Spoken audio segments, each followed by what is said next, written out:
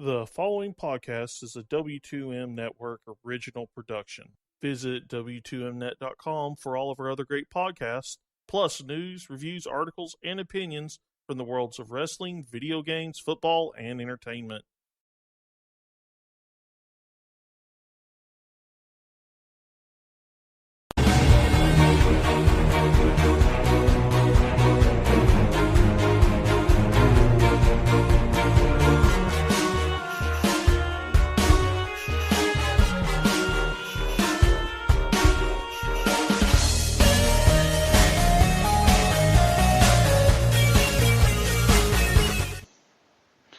Hello and welcome to episode, I gotta go look what episode this is, of Video Games to the Max.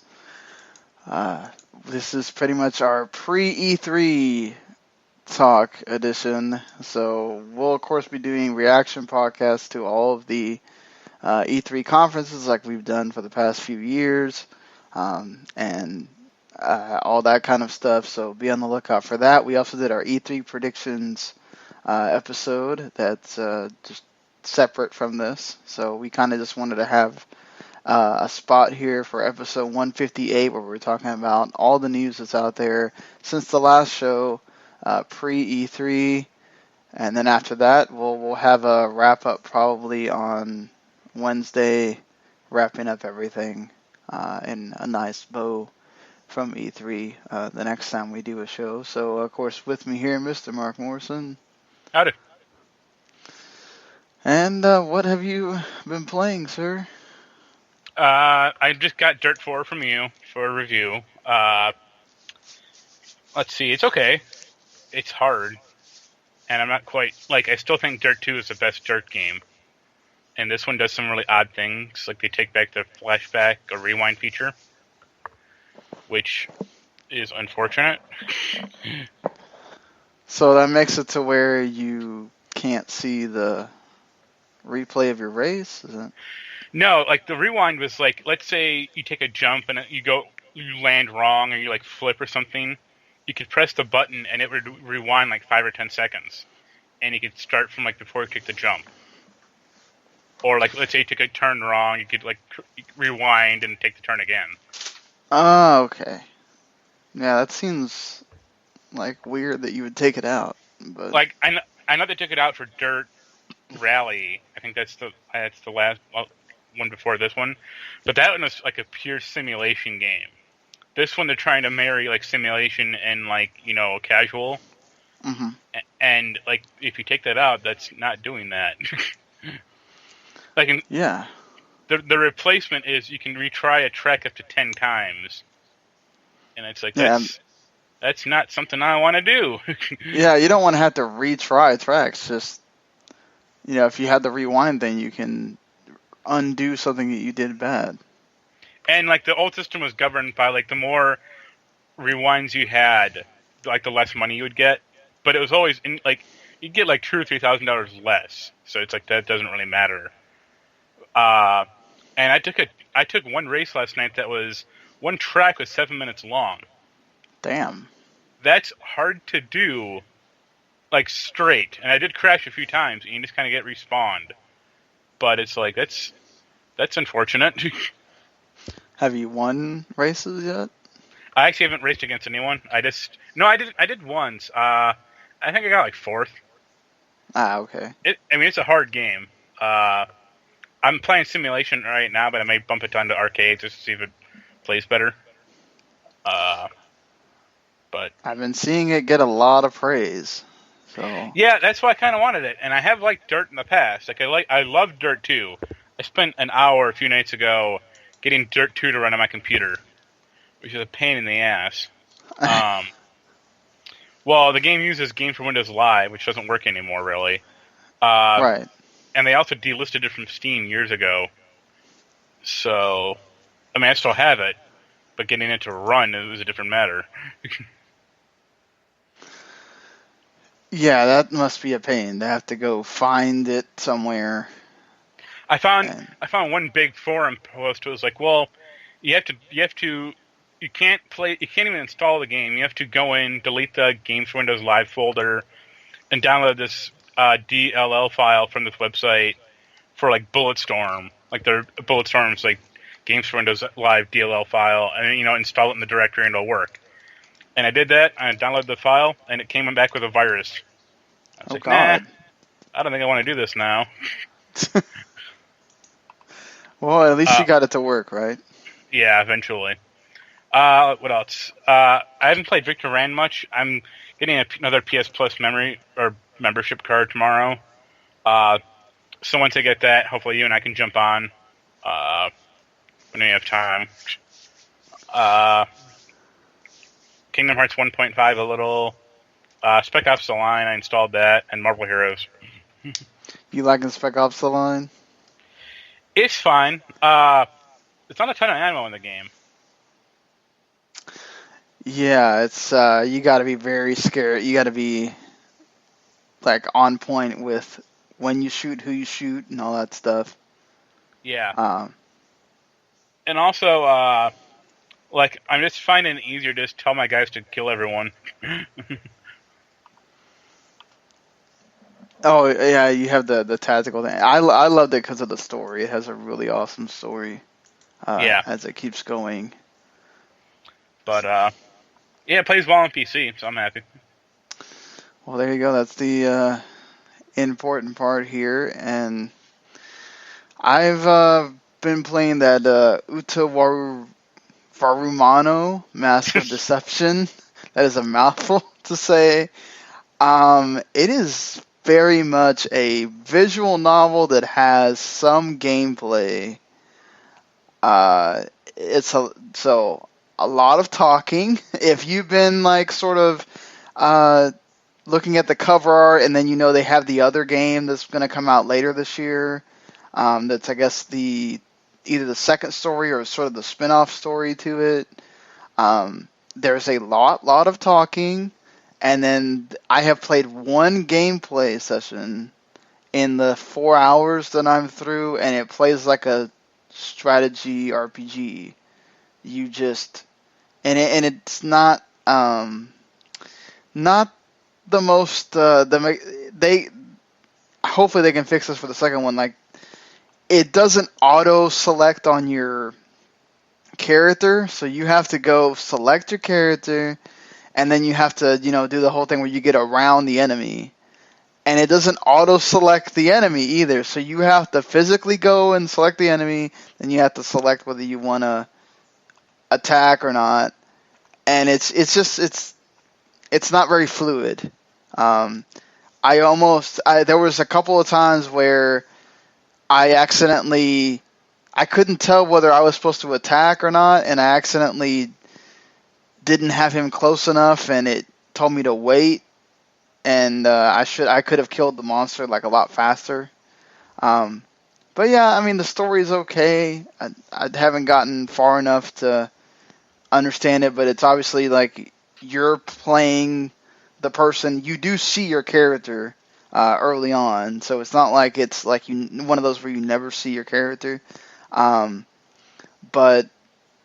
there's just a lot of talking. So be aware. I haven't played a lot of Victor Brand either.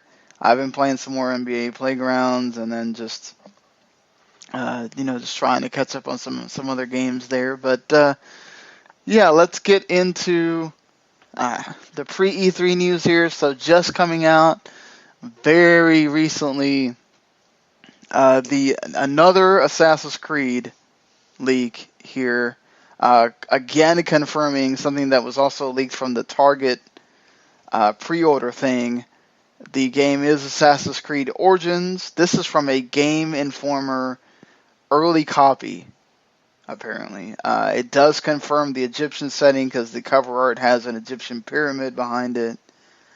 And October 27th is the release date, so that's sort of around when the Assassin's Creeds have released in the past. It's set in the Cleopatra times when she was ruling. It's supposed to have new combat system, new gear, different ways to level up than we're used to, I guess. And it might even have another playable character besides Bayek as well. any of that sort of catch your attention there? I guess I'm interested in the setting, but not really the time frame. Like, I liked Syndicate a lot because it felt like it was still old, but it felt a little modern, like the grappling hook and the gun, like the different guns. Like, I wonder what they're going to have for this game. Like, they're not going to have the grappling hook, obviously. I mean, what unique feature will this thing have? Or will it have like a bunch of like first civilization like stuff they can like just use? Like, that might be kind of interesting, but I just don't know. Yeah, I'm trying to think of, you're in the desert. I mean, how many, is it going to be mainly set in the desert region, or is it going to be set in different places around Egypt? What are they going to do there? Well, I imagine like Cairo would be the big like hub city or like the big capital city. Right. I'm just trying to think of what weapon they could use for that. Yeah. But all the like, go on. Oh, as long as you don't go all Prince of Persia, you'll be all right. But like, I think the earliest Assassin's Creed game was, the first one, but that took place in like the 1200s, I think. This is like, BC era, like. Yeah. A knife, maybe. Then. Some sort of special dagger or something. Unless it's like the hidden story of Apocalypse from X-Men. I mean, what are they going to do?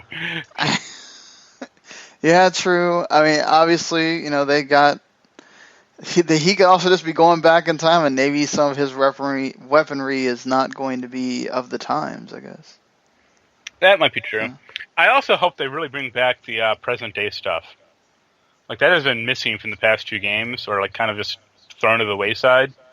And it's a shame, because like that's a very cool plot device, or like, and I don't know why they abandoned it. Like, I know they killed off Desmond like 4 or 5 games ago, but even the stuff they had where you were like first person like working at Abstergo, that was cool. Yeah, I mean, you've done the going up until the present day, have more present day stuff. That's really interesting. I think that brings the player in a lot more than, say, the past stuff. So hopefully they, like you, that they have that for sure. I'm just kind of interested to see what they do in this Egyptian setting and how they, having the time off. What do you bring into Assassin's Creed here? Instead of a coin bomb, it'll be a scarab bomb. It wouldn't be surprised at all at that point. Speaking of having a lot of time off, Fortnite, that was revealed at E3 2000, or it was the VGAs 2011. Good God. That is a long time ago. It is now going into early access on PC July 25th.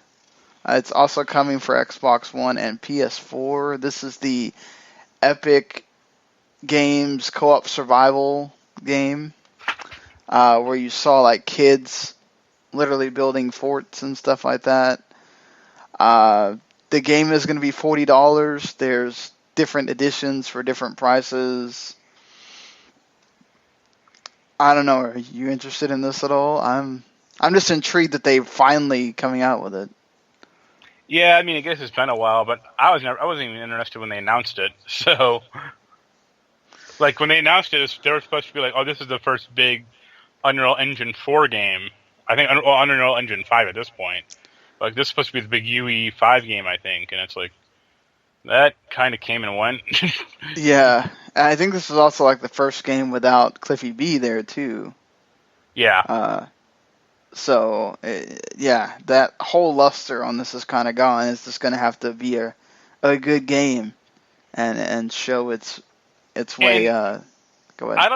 I just don't think they have it in them. Like, the last game they made, or the last game they're making right now is Unreal Tournament, and that's not exactly setting the world on fire. No, it's kind of like this one, just been in a bunch of alphas and betas, and so, I mean, the problem with that game and probably this game is it's going to use Unreal stupid game launcher thing that practically no one uses. Yep, that's another thing too. Hopefully it doesn't, but like you said, it's probably is using it, sadly. There is a Final Fantasy announcement that Square kind of just dropped on everybody. Dissidia NT coming to PlayStation 4 in 2018. Of course, this is like the Vita Dissidia games and on the arcade as well. The arcade game is actually still going to be updated in Japan. So if you like playing the arcade version of Dissidia, you're not going to lose that anytime soon. There will be an offline single-player mode, private matches, different battle rules that's not in the arcade version. This is also going to include Noct. So that makes sense. Yeah. I mean, he's at least a character, not like Final Fantasy 11. Right. So you definitely want to make sure it's current, up to date with Final Fantasy 15. It's going to have 20 playable characters. No talk about DLC right now, but it is a 3 versus 3 game. So I'm excited for Dissidia coming to console. It's just weird because you played the first Dissidia, right? Or the right, other one? Mm-hmm. They weren't really like fighting games per se. Like there was fighting in them, but like that whole RPG mechanic like vastly overshadowed that part of the game. Yeah, it'd be interesting to see if they refine it for the console. How much of it they take from the Vita versions and go, okay, well maybe that doesn't work. We need to change this. It's not Vita. It's PSP.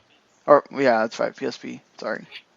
But like some of that stuff in that game was just super weird. Like the whole break mechanic and like how you powered up your attacks and stuff. It's like, this is awkward. Yeah, it's really confusing to try to understand. It took a lot of playing and practice to finally get it. And you felt like, well, this is definitely something that's like you don't see in other fighting games, but this is, like you said, not really a fighting game either. Yeah, it's like if they want to make a 3D fighting game, that's fine. Make like a Ehrgeist 2 or Power Stone 3 or something, not something kind of screwball and weird. And the NT apparently has what it means. The N stands for new, and the T stands for Tale, Trial, and Tournament. Okay, so there's gonna be a tournament in the game. All right, that's cool. Thank you, Square, for always having to have your weird reasoning for having names. I just thought it meant new technology like Windows NT. Square Enix. It'll come to Windows a year later when we want to port over everything, including Dissidia. Final Fantasy 14 still being in talks to show up on Xbox One and the Switch. I wouldn't be surprised at all if it shows up on Microsoft Stage. The Switch, I don't know, man. They would really have to take a graphics cut, because that game is powerful on PC. No, the Switch is never going to happen. They're talking to Nintendo about it, apparently. Final Fantasy 11 might, but not 14. Couldn't they scale it down enough to where they could? I mean, they're supposedly bringing Dragon Quest X to the Switch, right? I mean, they could, but it wouldn't be an MMO anymore. It'd just be like, it'd be like a solitary game, I think, or something like that. Because like think about trying to do like a 20-person dungeon raid in Final Fantasy 14. I agree. Yeah, it would be difficult with the Switch but I mean, with that phone app, I could see where maybe it's a little bit easier. Just the one thing that apparently is putting into question is they want to be able to do instant patch updates and stuff like that, which I can't, like, Nintendo is usually not big thing on that kind of deal, but I don't No. know. Maybe they'll get it to happen. Who knows? But I agree with you. Switch seems like a long way off, if at all. And if I were Square, I would let's see what happens with Dragon Quest X, and then go from there. But hey, if they want to try to do it, I guess more power to them. I'd love to see it on the Switch, but like you, I just can't imagine it being an MMO anymore. Just how would you connect to the PS4 and PC at that point? Instead of other player character models, it'd all just be like wisps. Forget looking at this great world with all these characters. You're all wisps. Yeah. Just the big announcement of this week, Mark, Bubsy is coming back for PC and PlayStation 4. Everyone was, waiting for E3 for that, but it got leaked early. This just is totally out of nowhere. There are two problems with that trailer, or with this idea. The first is Bubsy was never a good game. Exactly. Yes. Like I saw a few people defending like the first game, like on Twitter. Right. But it's like, yeah, you were also 9 when you played it. You didn't know any better. I saw a bunch of people asking, "Do you want this or Jack and Daxter more?" I was like, "Is this even a question?"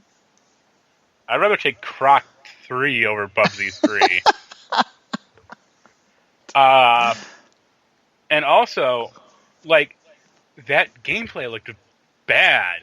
Like, it looked super slow and ugly.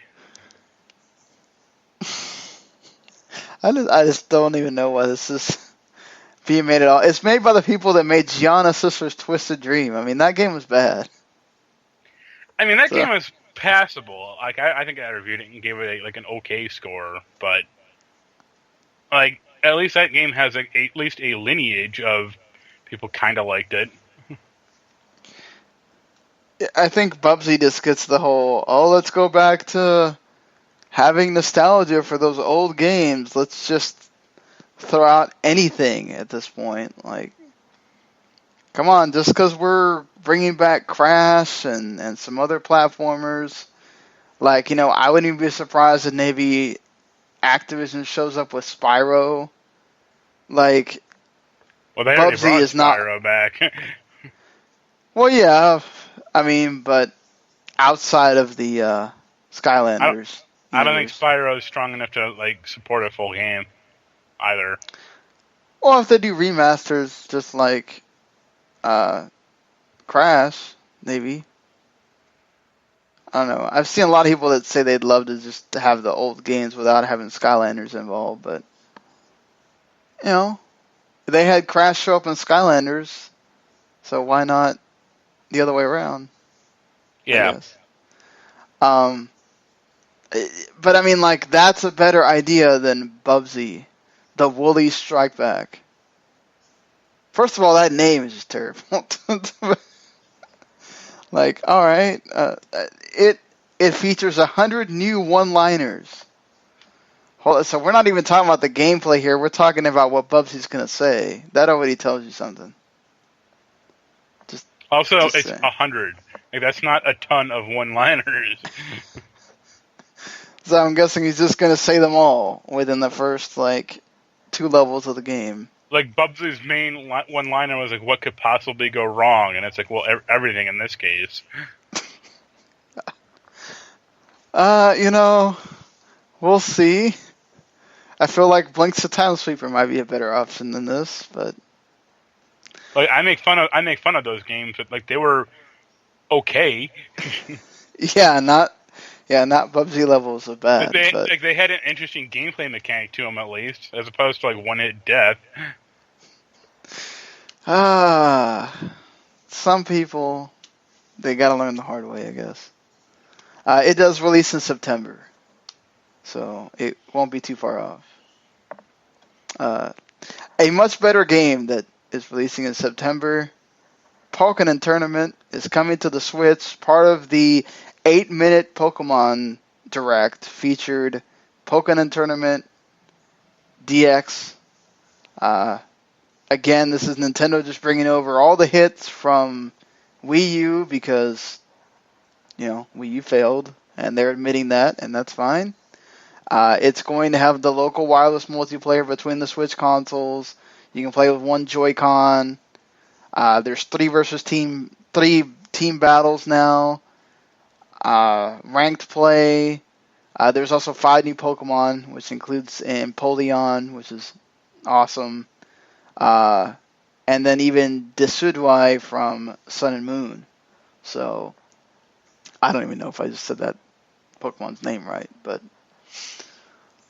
I'm interested now because on Wii U it had a lot of control problems. I'd imagine they would fix that for Switch. I mean, I remember having a lot of camera problems, not really control issues. Well, that too, but that I don't know how much they're gonna be able to fix, other than slowing it down, which they could do as well. But I'm excited for this. Lots of fighters. You get ARMS. You get this. I'll be really, really surprised if they don't do Super Smash Brothers Deluxe. I mean, if you wanted fighting games, you're getting them. You got Street Fighter overly priced. So, even then. With a really bad first-person mode. Oh, God. Let's not even mention that terrible first-person mode. Yeah, we will go past this here. More Pokemon coming to the 3DS in the form of Pokemon Ultra Sun and Ultra Moon. Basically, this is to get people to buy the new 2DS XL, because why not? And it's got an alternate story from the first games, which makes this sort of more like Black and White to Black and White 2. They've changed some of the legendary Pokemon around. I don't know what else is going to be new about this, but I can see all the Pokemon people that are downing this right now. They're still going to buy it. So yeah, but that's just because it's not a Switch version. I get it. I think people were getting really too hopeful that they would that quickly make a Switch version. They still might. That leak of Pokemon Stars could still be real, but maybe it's not. You do have fake leaks sometimes. Yeah. I mean, do you think this is smart for them to do this? I mean, or should they just done a Switch version? I mean, they should have done a Switch version, but also it depends on the price. Like, if this is $20, it's fine. I'd say 30 or more, it's kind of a raw deal. I can't imagine them not charging the full 40 for this because it's Pokemon and people will buy it, but we'll see if people will fall for it or not. I know they might end up tempting me by the time the game comes out. Or they'll include like a code for like 5 legendary Pokemon Go Pokemon or something like that. Why not put it into your other Pokemon games and see if you can catch people that way. Speaking of other Pokemon games, Pokemon Gold and Silver is coming to the 3DS Virtual Console. I bought Yellow. I love these. The Gold and Silver is probably perhaps, if not the best, certainly in the running for the best Pokemon game of all time. September 22nd is when this comes out as well, to go along with the Pokémon. I should mention the Ultra Sun and Moon come out November 17th. So that comes out at the normal time that you normally see the Pokemon games come out. So they didn't reveal a price. I'd imagine it's probably $15 like the Red, Blue, and Yellow. Maybe even $20 because it's Pokemon. They'll probably overcharge for it. The interesting thing to people who have the new games is you can use Pokemon Bank and you can put these characters in Sun and Moon if you want to, or you can even go and put them in the virtual console versions of Blue, Red, and Yellow, which that's kind of cool actually. So if you had a 3DS, would you want to buy Gold or Silver? Well, if I cared about Pokemon at all, maybe. Like unless it's Pokemon Snap 2, that's all. Not really interested. I wonder if they will come out with a new Pokemon Snap for Switch. They should. Especially now since you just have that screenshot button. You just press that button, take all the pictures you want. Yeah. Binding of Isaac. The Binding of Isaac guys they've made a new game called The End Is Nigh. It comes out on Steam and Switch on July 12th. So not too far from now, almost a month from now. I haven't really I watched a little bit of the trailer. I know you're a big fan of Binding of Isaac, so Yeah, you interested? I watched the trailer, and I'm a bigger fan of the voiceover guy in it. It was pretty funny to recognize who it was. Who is the... It's a guy named Rich Evans. He does a lot of the Red Letter Media reviews. Ah, okay. I recognized him almost immediately. I'm like, I know that dude. The gameplay looks interesting. Very Super Meat Boy-esque, but it looks more complicated also. You can get more complicated than Super Meat Boy? Jeez. That game was already hard as it was. Well, it has more. I think it has more stuff going on. Oh, okay. Okay, so like more gameplay mechanics in it? Yeah. Devolver Digital, which has their own E3 press conference on Sunday night, really late at night, because they think people are zombies. It's called The Swords of Ditto. It is a single-player RPG with roguelike elements coming to the PS4 and PC in 2018. You get to take down this evil guy, and there's a new hero each time you play. That's what I'm trying to get out of this here. You get to use frisbees and golf clubs as weapons. I think you might have sold me there. You can collect stickers and gear perks and everything else. So Devolver Digital makes different kinds of indie games. I give them a lot of credit for that. This might be another one of those that's a hit. So I don't know where you stand on the interest from this at all. But I like some Devolver games, but like a lot of the stuff just kind of passes me by, or it seems like it's weird for weirdness sake. Yeah, this also looks rather weird. If you've seen the trailer or anything, the characters definitely are on that weird side. But obviously, if we find out more, we'll talk about it on here. But that's kind of the early. That's one of their new games. I guess they did say they weren't talking about any new games at the E3 conference. I guess just known franchises, which that makes sense. So I guess they wanted to release their new game early. Project Cars 2 also coming out September 22nd. Yeah, you, I hope that's good. Yeah, I hope it has a better career mode than the first game did. It looked like that game, like the first game was like great. I thought, besides from like lack of career. It has gamepad controls this time. But the first one. Well, apparently this one has confidence-inspiring gamepad controls. Some of these press releases are like funny. The physics supposed to be really awesome. The AI is super realistic. And yeah, I mean, it all sounds great. That's a problem with, I think, Forza, the past few ones, is they keep trying to rely on their like drivatar crap, and it just doesn't work. So, I don't think that they're using I think they're just letting you know that when you play the AI, it's going to be very, I guess it's going to be hard to play against. Well, the reason it's why it's hard to play against is people just bang around tracks, like they don't race, like a racer would. Well, to be fair, I think people kind of take that. You have more freedom approach of just, okay, I want to get in the first. I don't care which way I do it. And you don't think about the after effects of, well, this is probably going to slow you down because you just banged it in everything.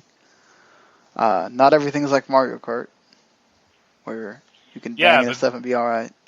I agree with that premise, but then they shouldn't make that the AI routine for the entire racing game.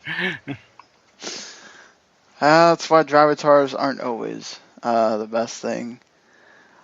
Fable Fortune releases July 11th, which is a month from now.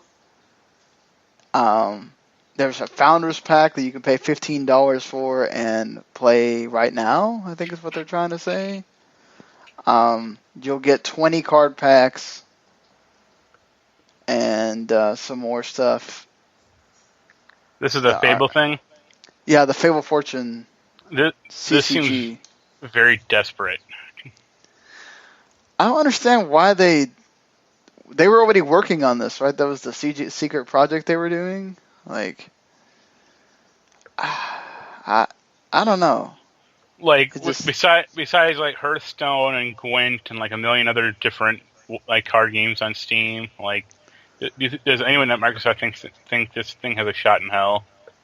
I don't think even Microsoft cares. I think this is just like, yeah, they let them put it out, and they're like, okay, well, you can say your last hurrah with Fable right here. And I don't think that if this thing starts selling a bunch that you're all of a sudden going to get Fable 4. No, if this thing sold like 10 million copies, it might. But that's the only way it could. Yeah, I agree with you. I don't even know if it does that they would, because a card game is much different than, because you could be having a lot of people play it just because it's a card game and not necessarily because it was Fable. Yeah. I just want to play it on like a card that goes like, wait 10 years of your life to go by. Yeah. By that time, you may not even give a crap about this at all. So, what else is going on here? Mega Man Legacy Collection 2 is officially announced. You get Mega Man 7 through 10, a challenge mode, online leaderboards, a music player. It's $20 for PS4, Xbox One, and PC. No Switch or 3DS. Weird. Well, I think I know they at least the 3DS version came later with the first one. Yeah, these were already in development for a while. This thing seems like a ripoff.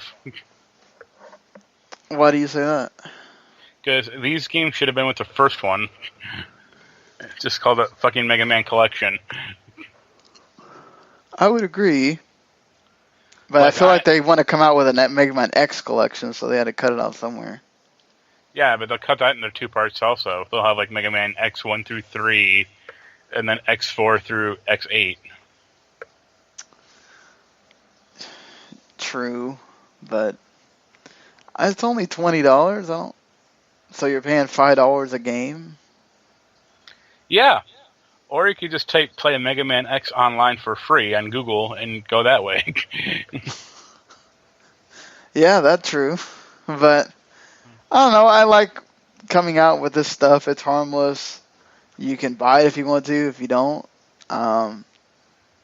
There's also going to be free add-on content in here, such as being able to play with Proto Man and Mega Man 9. Also, the other problem is like, Mega Man 7, 8 through 10 aren't that good. Yeah, like that's where you might have probably could have hit it if you would have put it in the other one. Like, I know 9 is, like, some people like 9. I think it's just too hard, and like 10 goes overboard. But 7 is like a pretty bad game, and 8 is terrible. Yikes. So already 2 of the 4 games in here. Yeah. Not getting a thumbs up from Mark. That's not good. I like the first Minecraft story mode. It wasn't the best Telltale game, but I think it's decent enough. Getting a season 2, I kind of understand. Xbox One, PS4, PC, and phones. No Switch on this either.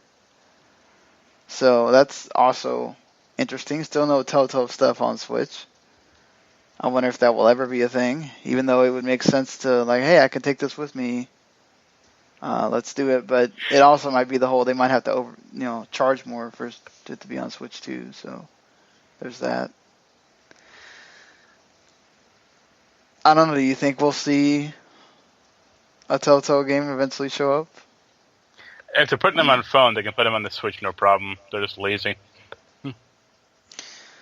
Yeah, this is also going to have that Telltale crowd play mode, where the crowd can try to influence your decisions or whatever of the small amount of decisions that matter. As we've established before, Telltale is not exactly on the cusp of wanting to actually work hard for their games. Yeah, I wonder if they're ever going to upgrade that engine.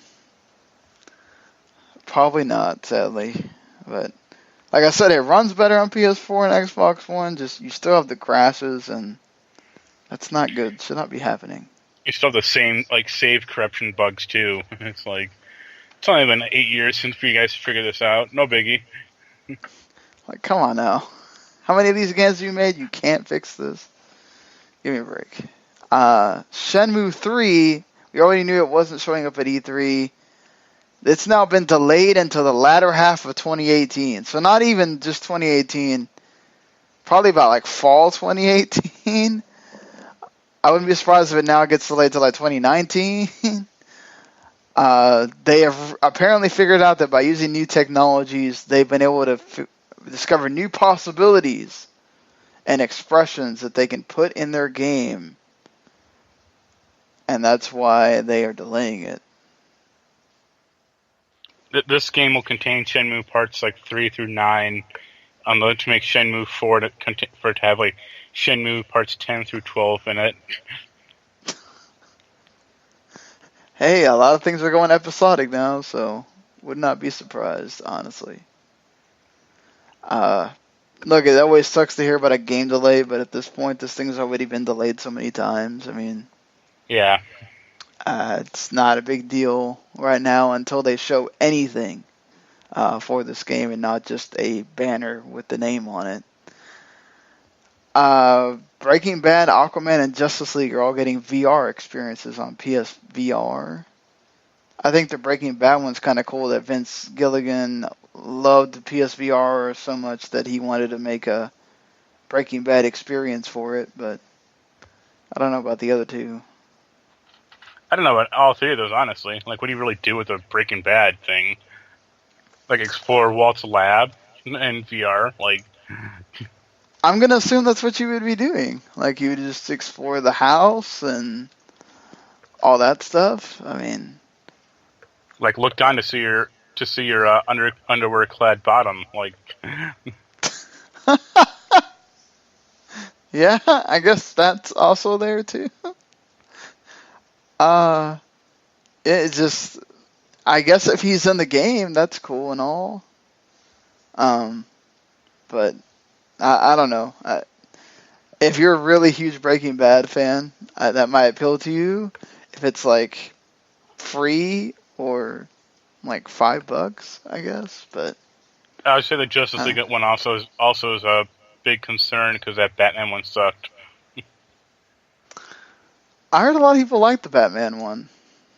I heard it was only 20 minutes long. Oh no, it's not very long. Yeah.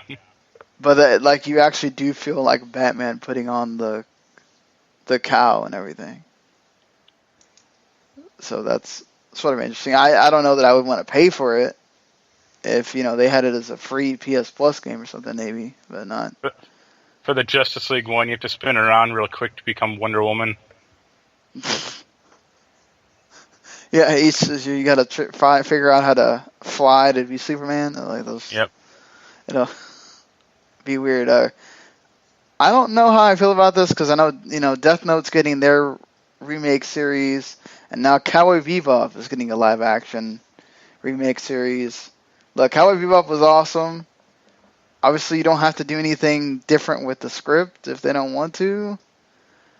It has some good people in this. Marty Adelstein from Prison Break, Resurrection. They are working with the original Japanese animation studio too, so there's that. And the screenwriter from Thor: Dark World and Ragnarok is also going to write the series. Are you a big Cowboy Bebop fan at all? It's anime, right? Yes. No. Well, you just said it, right? It's anime, right? So, like, Cowboy Bebop is one of the best series ever. I think there's only been like 5 or 6 anime I've actually liked. What, Dragon Ball Z and DBZ though is dumb and a kid. Akira's fine. Persona, the animation is good. There's a movie called Memories, which is pretty alright. That's about it. Street Fighter V is fine. Street Fighter 2 V, I should say. Yeah. I feel like I remember watching a Street Fighter anime when I was a kid. I just don't remember what it's called. It probably was Street Fighter V. Well, there was that, but there's also a USA Network Street Fighter cartoon show. That was like G.I. Joe. But no, I think it was definitely the anime because it was very dark. It was like Ryu, like going on this mission to go after M. Bison. And I don't know if that was Street Fighter 2 V. That might have just been the movie. Could have been, yeah, the animated movie. Was it a 5-minute long or 10-minute long Chun-Li shower scene? Yes. Okay, yeah. It was the movie then. Yeah. I do remember that. I remember being freaked out that hoping my dad wouldn't come in at that moment. Yeah. I like the idea that they have good people working on it. Just, again, like, turning an anime into live action. It's got predecessors and they aren't really, it's like video game movies. You just don't have a lot of very good examples to go on right now. Well, so here's a good question. You'd know this better than I would. Has there been an American-made real-life like show or movie based on anime that has been good? No, not American. No. Okay, I know there's plenty of Japanese. Right. That makes sense. Yeah, because even the Attack on Titan movies, they're actually pretty decent. But yeah, American, I don't think so. Yeah, because Speed Racer sucked, and like I know there's Dragon Ball, Airbender, or Avatar. Yep. Ghost in the Shell sucked. Yeah. Like, I know Akira's gonna be bad. Yeah. It has the potential, but I just know they're gonna butcher it somehow there. You want a really weird tidbit? Yeah. When this was like way before she became popular. Samantha Bee? Yes. She was apparently Sailor Moon, like a real life Sailor Moon. It's some like Canadian TV show. Really? Wow. That's amazing. I've been trying to find footage of it, but I can't seem to get any. Well, maybe you'll get lucky, and it will happen. I'm surprised that somebody doesn't have that on some site by now. I found something. I don't know if it's so long ago. I don't even know if it's her or not. But I remember one of the young teenage girls being in a wheelchair, and I was like, I haven't watched a lot of Sailor Moon. I don't think any of them are disabled, though. Yeah, no. Maybe it happens at some point in the series, and I just don't know. But I actually used to watch that show as a kid. Yeah, that was the only thing on 6 a.m. around where I was. Yeah. So it's like, well, I'm getting ready to go on the bus. Like, what am I gonna do? Like, watch this or news? I think that is all for the pre-E3 news going on. Everything is centered around E3. And if you want to look at... so here's your list of games coming out this week during E3. Most people are smart not to even have a game coming out around this time. MotoGP 17, ARMS, Cars 3, Driven to Win, based off the movie, which is coming out on everything, even Wii U and PS3. Azure Striker Gunvolt, the double pack coming to Switch. That's actually a pretty good game, but it's a double pack of an old game coming to Switch. And that's about it. So you forgot about the biggest game. It's coming to PC. What is Super that? Dimension Neptune vs. Sega Hard Girls. Oh God, that game. Oh, yeah. I just forgot about that. There are like 9 of these like Hyperdimension Neptunia games on Steam. It is weird. Yeah, there's just way too many of them at this point. But yeah, I mean, yeah, this is E3 week. Get ready for it. So that it all starts on Saturday, and then all the way until at least Tuesday with Nintendo, and then just the stuff that happens from then. So, all right, well, hopefully you've enjoyed our podcast here. Make sure you go listen to our predictions episode as well. And if you have your own predictions, you can post them inside the post on w2net.com or wherever else you listen to the podcast there. So until we see you again for those E3 reaction podcasts, later, everybody. Later.